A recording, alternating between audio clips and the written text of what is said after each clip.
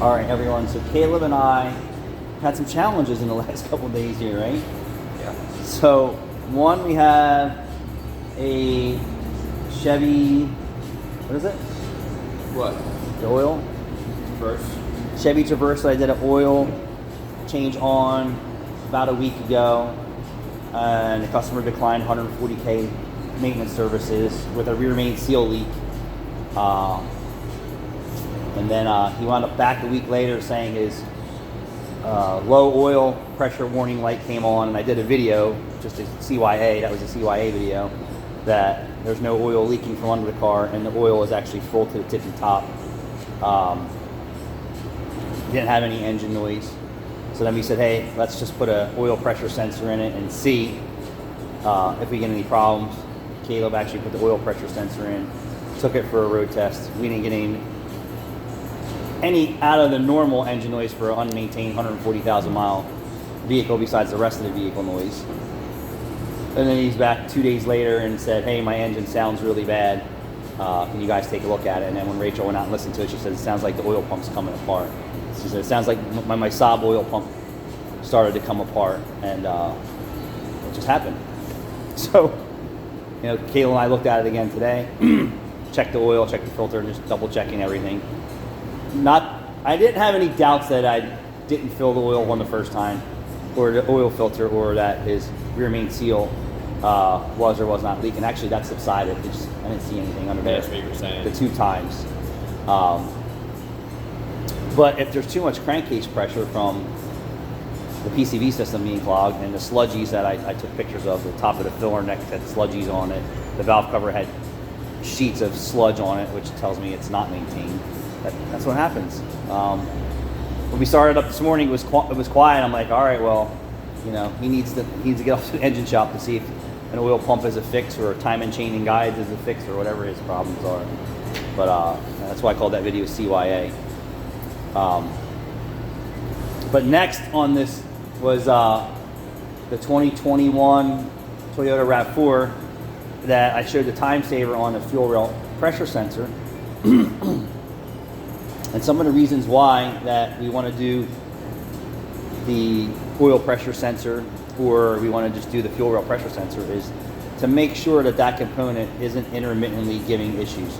And it's usually the least costly part of the job for the customer, and it ensures that we don't have to worry about an electrical problem coming and going.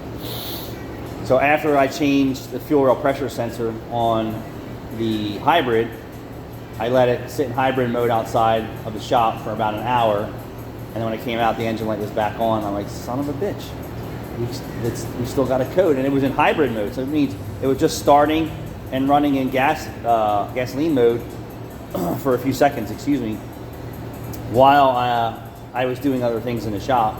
And then I went for a ride. I'm like, man, this thing runs phenomenal. So it was weird because the spec for the car is when it shuts down in EV mode after 5 minutes, the fuel pressure goes to an idle of 14. Yeah, that's where I wanted. 14 PSI when it's in EV mode after 5 minutes. And then Caleb and I went for a road test, and the PCM was commanding 58 on the back roads in a short test in non-EV mode, and the fuel pump couldn't make more than 18 pounds of fuel pressure. So how about that? 2021 EV Toyota couldn't make requested 58 pounds of fuel pressure. And the spec was what? 180 to 150 on the low pressure pump? It was high. It was 58 to 1 something. Yeah, so it was 58 to 1 something. Over 2,500 RPM. Right, under load. Yeah. So. And we were peaking at like 18 PSI. Yeah, could only make, but the car ran phenomenal. Yes. Car ran phenomenal. So, but that has that dual injector fuel system. So, you know, there's probably some transition between the high and low system. The high pump probably just compensating for it. But it didn't pitch any short-term or long-term fuel trim codes, which is another like piece of what I would like to have seen. Like, if I would have had short-term fuel trim issues along with a fuel pressure sensor code, then you would have known. Then I would have been like, yeah, but it only coded for the fuel rail pressure sensor voltage not changing for a specific period of time. And that's why I said, all right, let me just change that first. It's actually the most affordable part, even though it was actually labor intensive. Never suspected the fuel pump to not command, but that's what these fuel pump driver modules do.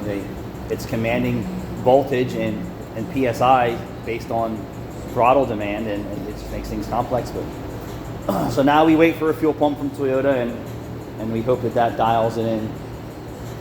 What else we have? The fuel pressure sensor with engine rattling intermittently, so I'm guessing it's getting ready to let loose in his engine. That's what, like just like any GM, we get, I probably do, I don't know, 50 or 80 GM oil pressure sensors with that same warning that it's a clogged screen or a bad sensor. Yep. And every once in a while, the screen's been gone and the oil sensor has been changed, and you put it in there and it still has low oil pressure because it needs an oil pump. Lack of maintenance or whatever the case may be, or bearing clearances, or something else has failed. We had a Chevy truck in here 1,000 miles ago that we did a video on. Ever since you changed my oil, never had an oil leak. That he said that his ABS and traction light or stability control light was on. It wasn't on when we evaluated it. It wasn't on after we road tested it. And then 1,000 miles later, he's saying it's on. It still wasn't on when I got in the vehicle. The engine light was on. And I did scan the system and cylinder 2 circuit control injector. So After we just put a brand new injector in. and it made it 1,000 miles without any problems. So I was like, yeah, this is ECM or wire harness issue. It's very unlikely that it's the same circuit malfunction again. So they weren't happy about it, but it is what it is. But we like to just, go after the least cost expense of trying to resolve the issue. Easiest for the customer and most affordable. And then I did scan the ABS and found that it had a low voltage code. Car probably just needs a battery, but this business isn't easy. It's tough. Thanks for watching.